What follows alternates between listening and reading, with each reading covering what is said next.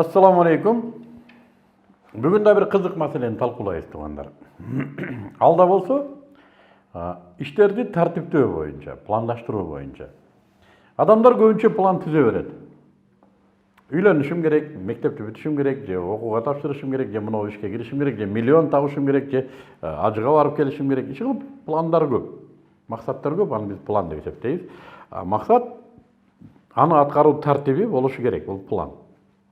Бүгін ушул мақсаттарыбызды атқару тәртібі жөнінде бір сөйлешебиз. Тағыр айтқанда, мен силерге сунуш кылам. Bir жылға bir жоқ эле дегенде 100дөй мақсатты коелук. Эстеп калыңдар. Bir жылға 100дөй мақсатты жазалык. Тартынбай жазабыз. Жазып аткан учурда биз жаш баладай жазалык.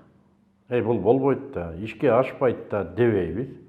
Biz turpatыбыз, азыркы турган турпатыбыз, ушул келбетибиз, ушул абалыбыз эмнени айтып атат, эмнени кылышыбыз керек, мына ушуну жазабыз. Макулбу? Ажыга баргым келет, туура эмес. Умрага барып келейин дедим эле, туура эмес. Иерусалимди көрүш керек эле, туура эмес. Муну өзүбүзгө буйрук сыпатында жазалык. Ажыга барам, умрага барам, Иерусалимди көрөм. Апама көйнөктөрдү алып берем. Жубайыма уну алып берем. Кыздарыма муну алып берем. Өзүмө муну алам, муну жасайм, муну салам, муну курам. Койчу тартынбай bir 100 максатты жазалык. Дагы бир өтүнүч. Биздин баарыбыз айтабыз, Аллахтын казынасы чексиз дейбиз. Мына ушул сөзгө маани берели. Эгер чексиз казынанын алдында турсаңыз, жана ал казынанын ээси сизге убада кылып атса, каалаган нерсеңди ал мен берем деп атса, чектейсизби өзүңүздү? Демек чектебеңиз, жазабыз. Эмне болсо ошону жазабыз. 100 максат 1 жылга. Жазабыз ошол нерсени. Муну алам, муну кылам, муну кием, муну кийдирем, муну берем.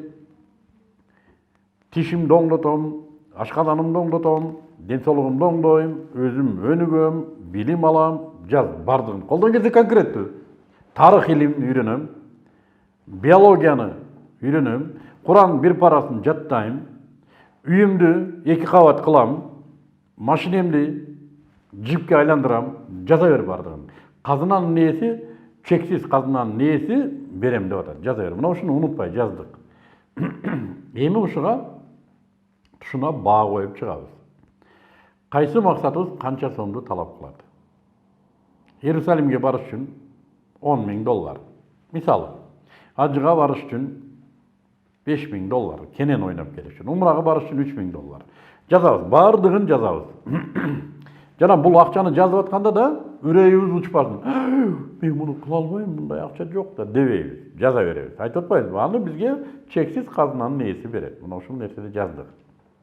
Эми мына ушунун ичинде, мына 100 максаттын бардыгы реалдуу ишке аша турган. Албетте, айга медресе салам десек болот.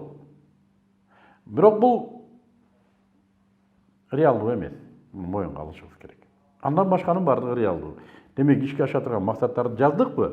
Эми мына ушул максаттардын реалдууларынан 12-ни чыгарабыз. Өзүнчө тизмеге. 12-ни өзүнчө тизмеге чыгарабыз.